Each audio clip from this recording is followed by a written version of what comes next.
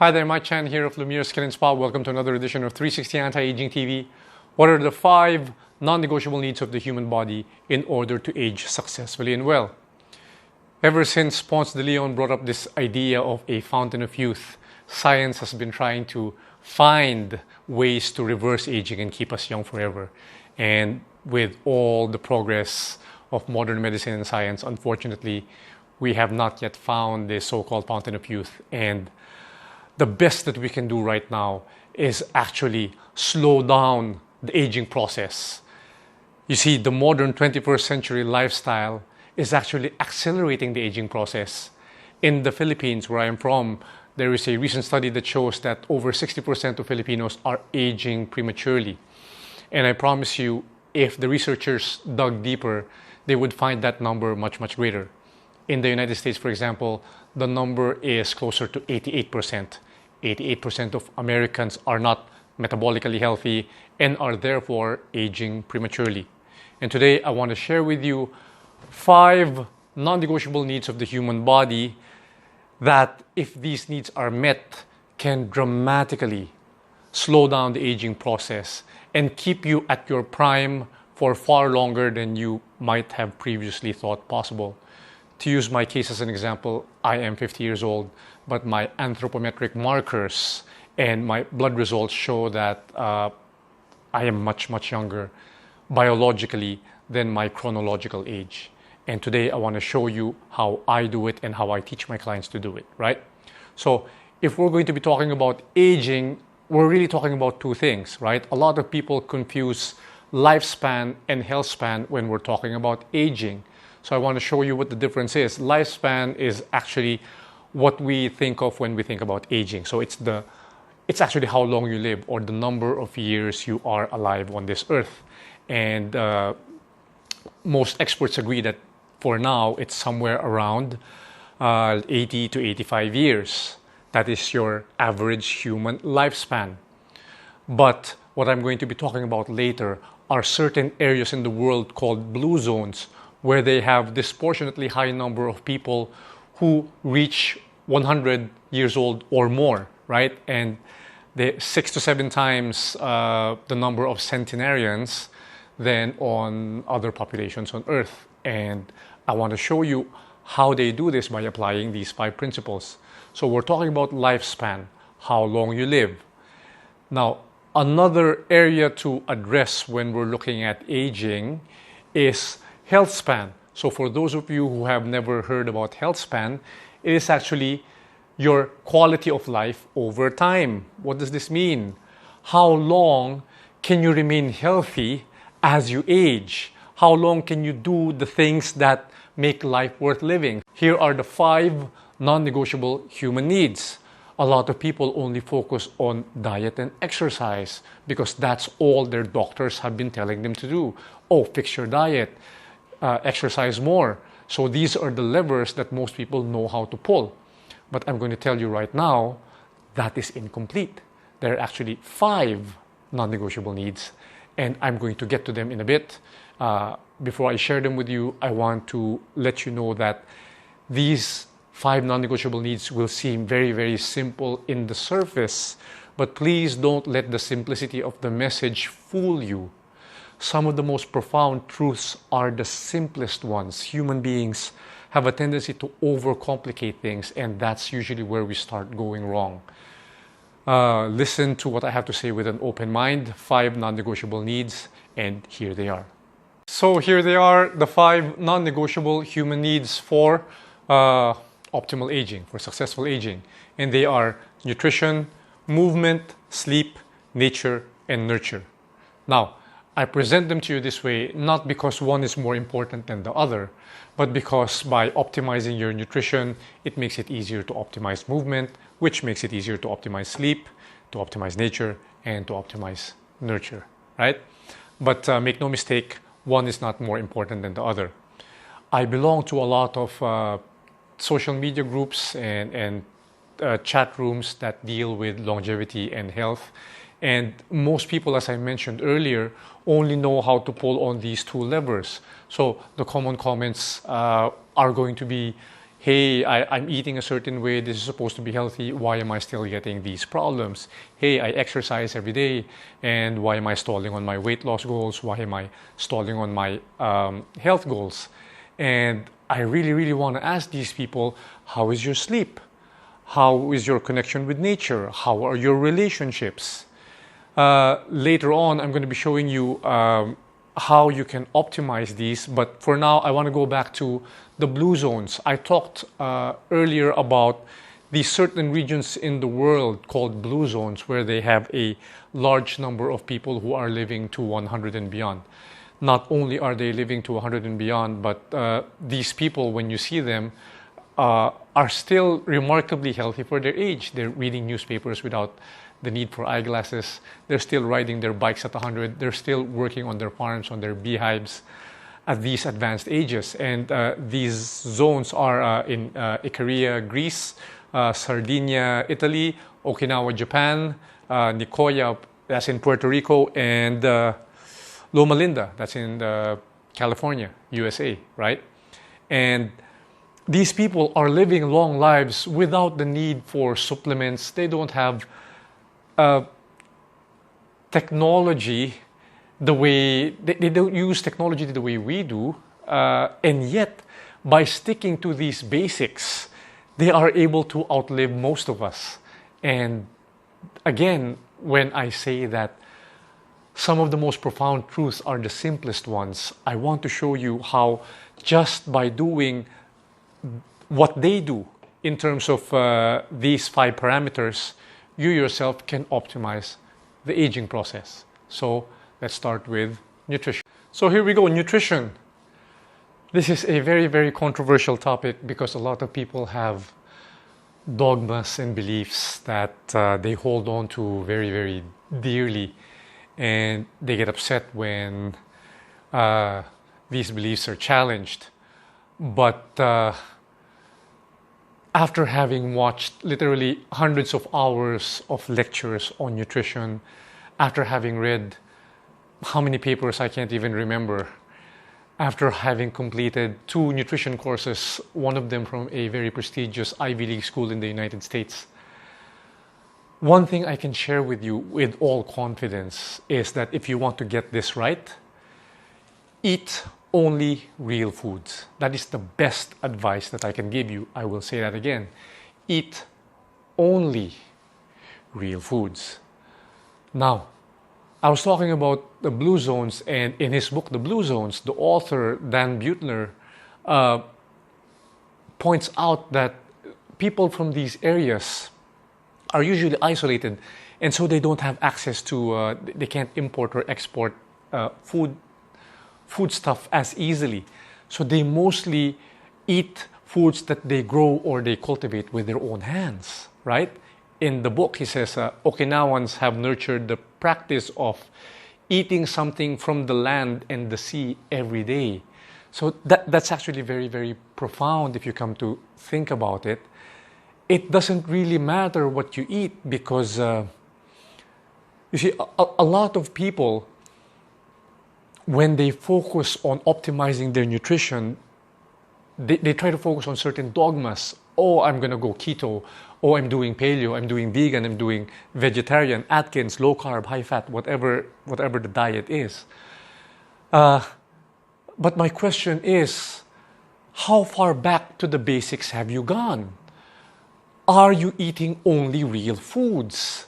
If you're doing keto, but you're eating keto cake, you're chugging down oils, you are eating a lot of heavy whipping cream.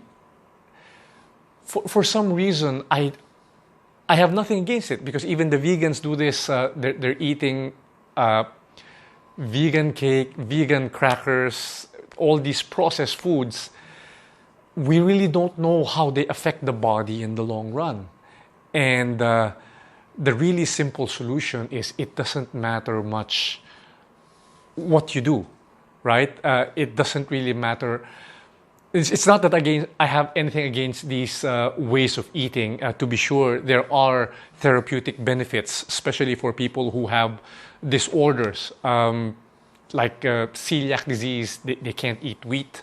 Or if you have lipodystrophy, you are unable to put on any significant body fat, and you are very insulin resistant and very intolerant to carbohydrates. Yes, sure, these diets have places, but for 90% of people, or for those at least who are metabolically healthy, I would say to them, don't focus so much on the dogma, but focus instead on getting real food. Eat both plants and animals, as long as they are organic, grass-fed, pasture-raised, naturally grown, pesticide-free, because that's how the human body has evolved, right?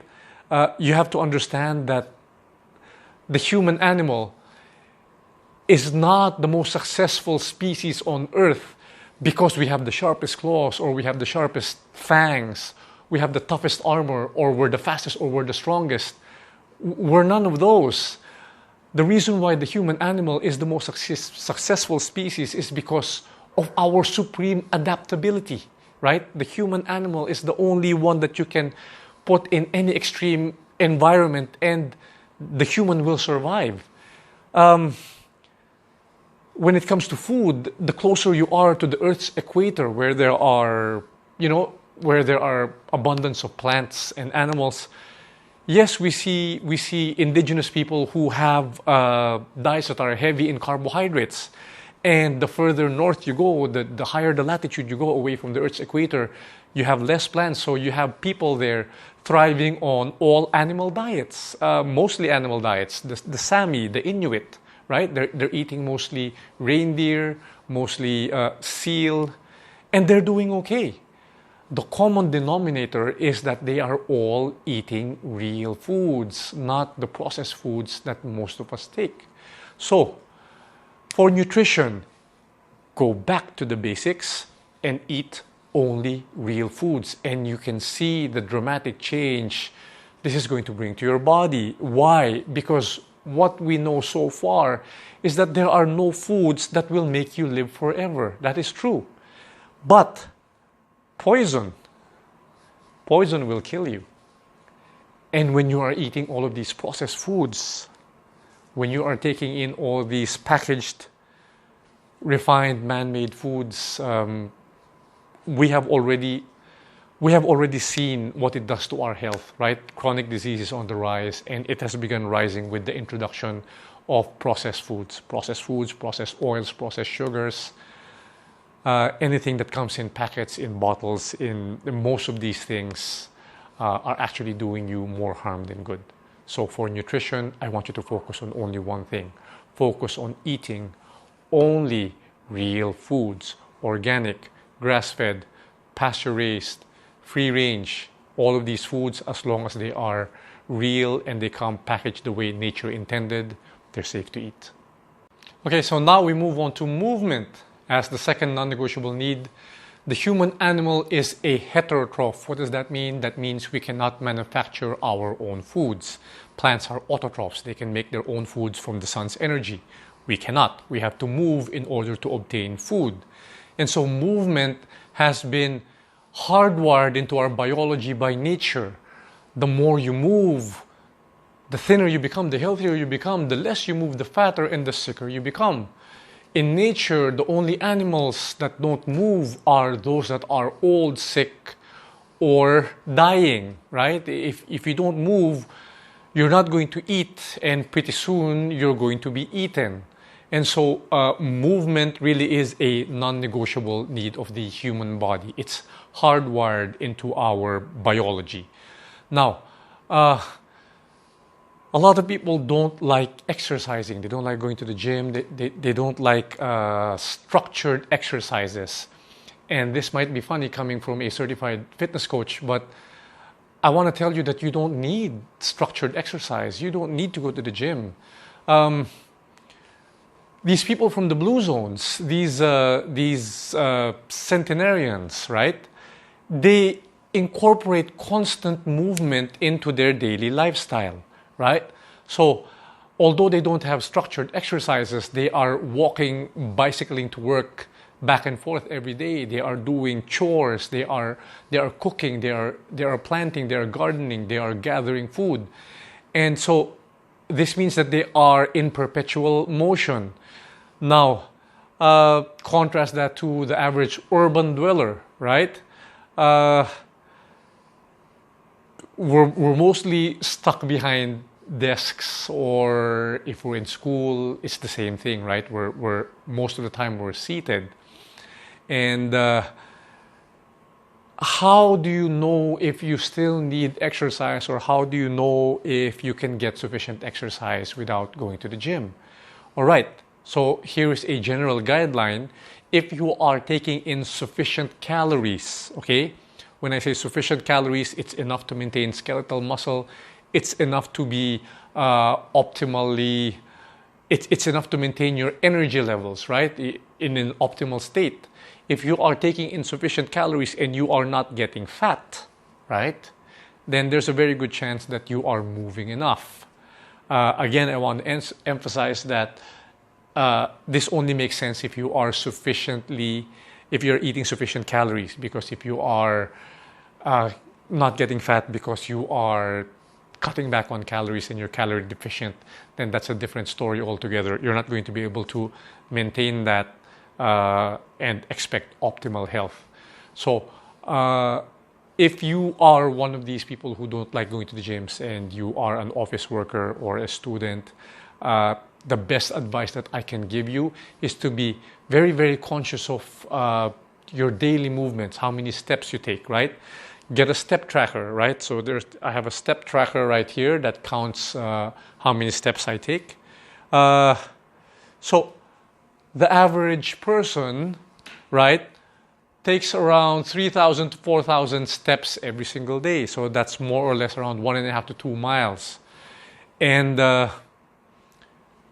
hunter-gatherers, our ancestors who still lived the same way we did thousands of years ago, maybe millions of years ago, by hunting and foraging their own foods, they walk a minimum of 3 to 6 miles every single day. So they're taking 6,000 to 10,000 to 14,000 steps every single day. So this seems to be evolutionarily consistent with our design. So if you are only walking half that every single day, then you can see why so many people are becoming obese or overweight, right? So get a step tracker. Try to stand as much as you can. If there is office work, instead of emailing your colleague, go to his desk, go to his or her desk, and talk to the person, right? Another good habit is, when you wake up first thing in the morning, is wherever you live, go around a couple of blocks, walk 5 to 10 minutes. This will already give you about 1,500 steps, right? So it's a great start to your day. So if you cannot meet these minimums, then if you cannot meet these minimum number of steps and you find yourself gaining weight, then I'm sorry to tell you, a structured form of exercise might be the only option for you, right? Because again, this is a non-negotiable need. You cannot ignore this and hope that you're going to get optimal health and hope that you're going to be able to reverse aging. I don't care if you say that you don't have the time or you're too lazy to do it. The simple truth is the body needs what it needs. So find a way. All right, now we move on to the third non-negotiable need, which is sleep, right? Sleep, I think, is at least every bit as important, if not more so, than nutrition and movement. Why? Because sleep is the time when our body clears away metabolic wastes. It is when our brain clears amyloid, right? It is when the body actually repairs itself. Yet most people are unaware of what actually happens, of what actually goes on in their bodies during sleep. And most people treat sleep like it was something that they can push back in favor of finishing their favorite TV show or chatting with their friends, scrolling on social media. It is a luxury. If I get adequate sleep, well and good. If I don't, I will make up for it tomorrow or the next day, or maybe I'll make up for it over the weekend. And unfortunately, the body does not work that way. It needs its daily dose of sleep.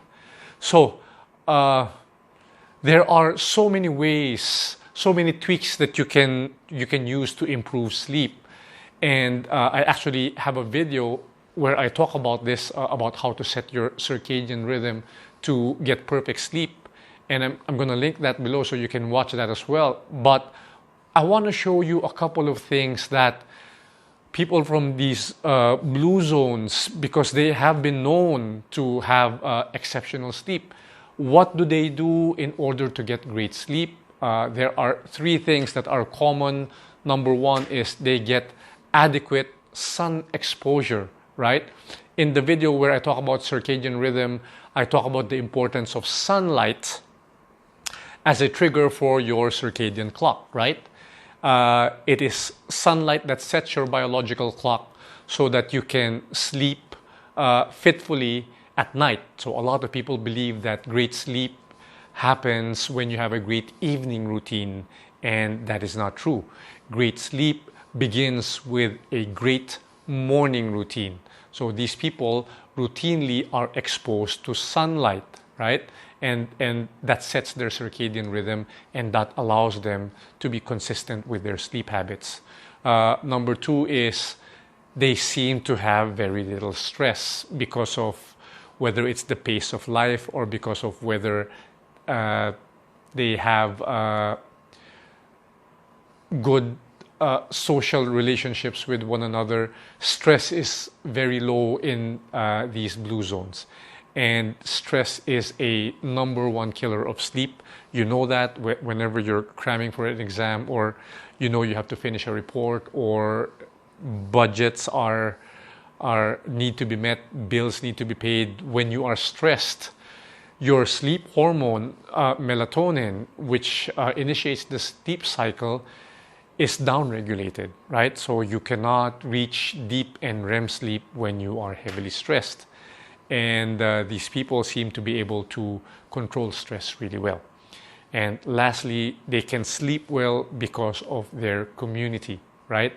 If you feel safe in your community, if you feel understood, if you have very, very good relationships, then in addition to removing the stress, you are not chasing after the Joneses, right? So these people, especially in Sardinia and Icara, these communities are known to nap during the day, right? So even the elderly, generally speaking, the older you become, the poorer your sleep quality. It's just something that comes with age. When your health deteriorates, so does your sleep quality. And these people are able to maintain good sleep, which is vital for optimal health, because of these three things: sunlight, stress, and community. Now, if you want to know more about how to optimize your sleep, I am going to be doing more videos, especially on sleep, in the upcoming episodes of 360 Anti-Aging TV. So if you haven't already, please do subscribe to this channel and hit the notification bell so that you're going to be notified when these videos come out. All right, we move on to the fourth non-negotiable need, which is nature. I'm always a bit hesitant whenever I'm talking about optimizing nature, because I pride myself on being science-based in all the advice I give to my clients and everything I do for myself. And whenever I talk to clients about optimizing nutrition, optimizing sleep, optimizing movement, they understand and say, yeah, that makes sense to optimize these things. But whenever I move on to talking about optimizing exposure to nature, all of a sudden I get these funny looks, because they don't understand where this is coming from. And I want to tell you, this is actually 100% science-based. And I'm going to start by explaining to you something about the human body. Your body is actually made up of only 4 elements that are found in nature. You are 18.5% carbon, you are 65% oxygen, you are 9.5% hydrogen, and you are 3.2% nitrogen. Together, these four elements make up 96% of your total body weight. So the remaining 4% are trace elements like calcium, phosphorus, magnesium, iron, zinc, selenium. You know these things, they make up the remaining 4%. Where do you find these elements? They are found in the atmosphere, in the water, in the soil. Everything that you do, I need you to understand this. Everything that you do in order to survive, when you breathe in the atmosphere, when you drink the water, when you eat the foods, it is in an effort to take in your environment and incorporate it into your physical body. You are taking these elements and putting it inside your body so that your body can power itself and repair itself, right? You are every bit as much a part of nature. When I say that food is your greatest contact with the outside world, it's not just me saying it, right? When scientists say that food is your greatest contact with your environment, and man is a product of his environment, this is true in a literal sense. You are taking in nature. And what have we been doing? Mankind, for the past 100 years, has been increasingly isolating himself from nature, right? For the past 100 years, we have gone from being outdoors to being 90% indoors, being illuminated by artificial lights, breathing in recirculating artificial air, drinking recycled artificial water. And what has happened in the past 100 years? Our health has taken a sharp nosedive, right? I cannot say that this removal from nature is the cause of the deterioration of our health, but definitely, there is a connection. You know what happens when you remove an organism from its natural environment. If it cannot adapt, it will die, right? And because man, as I mentioned earlier, is supremely adaptable, when we deliberately removed ourselves from our natural environment, we're not dying, but we're getting sicker. And this is actually very easy to prove. Take a look at gravity, right? Before space travel, we never knew that we needed gravity in order to thrive. We never knew that we needed a minimum daily dose of gravity. What happens when you take a man, put him in a rocket, and shoot him into space? What happens? You begin to lose bone. The muscles begin to atrophy. The heart shrinks. You lose your balance, right? And all of these things happen because you removed gravity. And what we have been doing is we have been removing the stresses, the environment, the biosphere that has allowed us to evolve into the species that we are today. Nowadays, we're taught to stay away from the sun. Oh, you're going to wrinkle, you're going to get skin cancer, get away from the sun. You're taught to fear nature. In the blue zones, it is the exact opposite. Not because they don't have access to technology, but because of their lifestyle, they are in constant contact with nature. They are touching the earth. They are gardening, they are farming, they are getting the free electrons from the earth's atmosphere, from the earth's surface. They are getting the bacteria that our immune system needs in order to form natural antibodies. They are getting sunlight, they are getting vitamin D. They are breathing in clean air, they are drinking clean water, which is the exact opposite of what is happening to us now. Now we're told, we tell our children to stay away from the sun. No, don't touch the earth, it's dirty.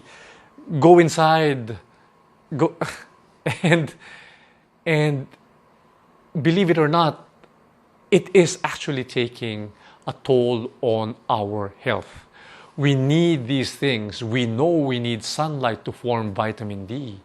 We know that for the longest time, sunlight improves our immune system. 100 years ago, we use sunlight. It was called heliotherapy back then. We use sunlight to cure various illnesses. We use sunlight to cure depression. We use sunlight to cure tuberculosis. We use sunlight to cure psoriasis. And now we're being told to stay away from the sun. Well, what I try to do, at least I'm going to share this with you, is again, if you see my videos, the very first thing I do within 20 minutes of waking up is to go out in the sun, set my circadian rhythm by walking around 15 minutes under direct sunlight, right?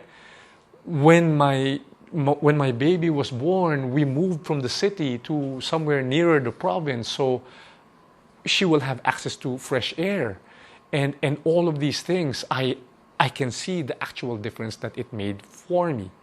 And if you want to take a cue from the super centenarians living in the blue zones, be in as much contact with nature as possible, right?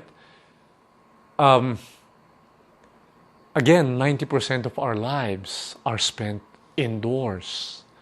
And the reason why many people crave nature, the reason why many people crave these vacations is because I think deep down we know that there is a connection to nature that we need biologically, right?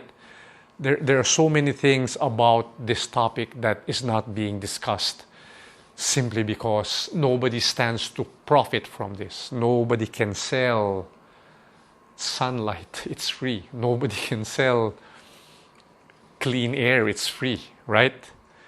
So nobody really talks about this, but I promise you it is very, very important. Clinically speaking, whenever people stall in their health goals or their weight loss journeys, often by turning them to nature, by teaching them how to ground, by teaching them how to set their circadian rhythm, you see a noticeable improvement. And I have clients who will testify to this. So please give it a try. My advice for you is take a page out of the Centenarian's playbook, expose yourself to as much nature as possible. I will be doing more videos on this in the future. Stick around for that. The videos on sunlight are going to be especially informative. All right, the fifth and final non-negotiable human need in order to age optimally is nurture. So the dictionary defines nurture as to care for or encourage development. The human animal we know is a social animal, right? One of the things that has allowed us to thrive as a species is our ability to cooperate and work well with other members of our own species. And so it seems that nature has hardwired into our biology the need to nurture one another because it's in the best interest of the species. And we know this because scientific experiments show that the mere act of touching other people can increase healing and immune functions. Babies, for example, have been shown that if they are in contact with skin-to-skin contact with their mothers, then their heart rate, their blood pressure becomes regular compared to children who do not have this skin-to-skin exposure. And there are also studies that show that premature babies that are held more by the caregiver or the mothers have a much higher chance to survive than babies who are abandoned and are not touched, right? So here's the thing. It's very, very hard to quantify nurture, right? It is very, very hard to quantify a daily minimum dose of something that is very ethereal. But I want you to think of something for a moment. Science has not been able to show why communities, relationship, love, why these things matter. But if you will look at, again, the blue zones, right? They may not have the same sleeping habits. They may not eat exactly the same foods because geographical reasons and availability. But the one thing they all have in common in those 5 blue zones is their close-knit community, their relationships with family members, and deep relationships with one another, right? Science can only tell us so much. The closest science has been able to explain the value of nurture is through the autonomic nervous system. This is the nervous system controls all of your involuntary functions, and this can be divided into the sympathetic nervous system and the parasympathetic nervous system. Your sympathetic nervous system is your fight or flight stress mode. So whenever there is danger to your person or perceived danger, this sympathetic nervous system becomes activated, and your stress hormones, cortisol, epinephrine, norepinephrine, they become elevated in order to deal with the perceived threat, right? The problem is chronic overactivation of this sympathetic nervous system leads to disease, right? So this has already been proven that if you are overly stressed, you have higher chances of getting cancers, strokes, heart disease, etc., etc. The parasympathetic nervous system is your rest and recuperate mode, right? This is when your body is actually repairing itself. This is when the stress hormones are down-regulated. So this is the rest and digest stage, and studies show that if you are members of good communities, if you have good family relationships, if you have intimate relationships, then your autonomic nervous system is skewed towards the parasympathetic side, right? So this has been shown to slow down aging. So more or less, this is as far as science has gotten in explaining nurture. I said that all of the information that I give you is science-based, but I want to point out something here to close this topic, and that as much as we do know, as much as we have advanced scientifically, there is so much more we don't know, right? And science, at least for now, has only been able to take us so far. I pointed out earlier that you were made of roughly 4 elements, right? Carbon, oxygen, nitrogen, hydrogen. Science can actually quantify how much of these elements that you have. But what science cannot explain is how these elements come together to form a living, thinking, animated, loving being capable of all of these feelings. That science cannot explain. So the mystics have said that it was